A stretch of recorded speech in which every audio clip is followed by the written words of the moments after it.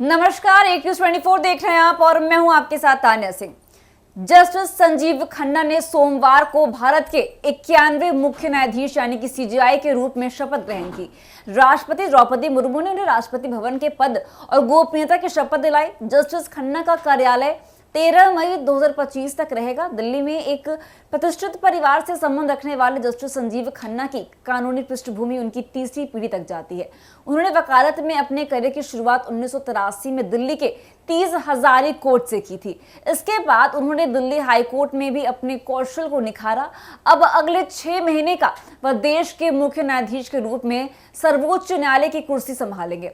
आपको बता दें कि जस्टिस खन्ना का जन्म 14 मई 1960 को दिल्ली में हुआ था। उनकी कानून की पढ़ाई दिल्ली विश्वविद्यालय के कैंपस लॉ सेंटर से हुई थी। उन्हें वर्ष 2004 में दिल्ली सरकार का स्थायी वकील यानी कि सिविल नियुक्त किया गया और 2005 में उन्हें दिल्ली हाई कोर्ट में एडवोकेट जज बनाया गया। बाद में उन्हें स्थायी जज के रूप में पदोन्नति मिल गई। दिल्ली हाई कोर्ट में उन्होंने कई आपराधिक मामलों में अतिरिक्त लोक अभियोजक और न्याय मित्र के रूप में कार्य किया है। इसके अलावा आयकर विभाग के वरिष्ठ स्थायी वकील के रूप में भी उनका कार्यालय लंबे समय तक चला।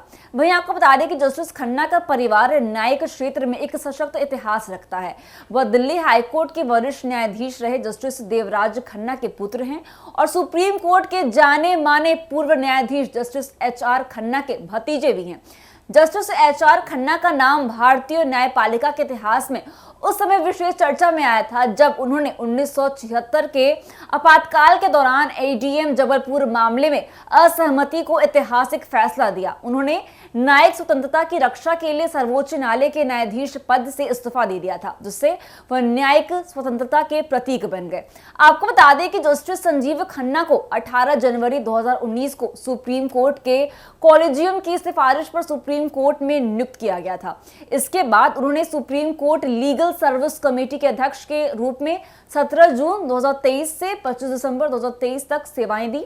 वर्तमान में वह नेशनल लीगल सर्विस अथॉरिटी के कार्यकारी अध्यक्ष हैं और नेशनल जुडिशियल एकेडमी भोपाल के गवर्निंग काउंसिलिंग के सदस्य भी हैं। वे अगले साल 13 मई को सेवानिवृत्त होंगे। सुप्रीम कोर्ट के न्यायाधीश के रूप में जस्टिस खन्ना ने कई ऐतिहासिक और संवेदनशील मामलों में महत्वपूर्ण भूमिका निभाई है। उनकी अध्यक्षता में बनी एक पीठ ने 26 अप्रैल को एक महत्वपूर्ण फैसला सुनाया, जिसमें इलेक्ट्रॉनिक वोटिंग मशीन यानी कि EVM की विश्वसनीयता पर संदेह को निराधार बताया गया और पुरानी पेपर बैलेट प्रणाली पर लौटने की मांग को खारिज कर दिया गया। इसके अलावा जस्टिस खन्ना 5 न्यायाधीशों की उस संवैधानिक पीठ का हिस्सा भी रहे जिसे अनुच्छेद 370 को समाप्त करने के लिए केंद्र सरकार के 2019 के फैसले को बरकरार रखा। यह निर्णय जम्मू कश्मीर के विशेष दर्जे को समाप्त करने के मामले में भारत के संविधान और संघीय ढांचे के भविष्य को लेकर अत्यंत महत्वपूर्ण साबित हुआ। जस्टिस खन्ना ने कई अन्य महत्वपूर्ण फैसले भी दिए हैं। उनकी अध्यक्षता वाली पीठ ने दिल्ली के तत्कालीन मुख्यमंत्री अरविंद केजरीवाल को आबकारी नीति घोटाले में अंतरिम जमानत दी ताकि वे लोकसभा चुनाव में प्रचार कर सके। यह फैसला एक अभूतपूर्व निर्णय माना गया था और इसे व्यापक रूप से चर्चा का विषय भी बनाया गया।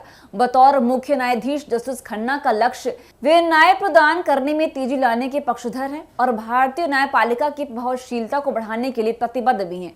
उनका दृष्टिकोण और अनुभव न्यायिक सुधार के लिए प्रेरणादायक भूमिका निभा सकता है। तो फिलहाल के लिए बस इतना ही। ऐसी तमाम खबरों के लिए देखते रहिए एक न्यूज़ 24। धन्यवाद।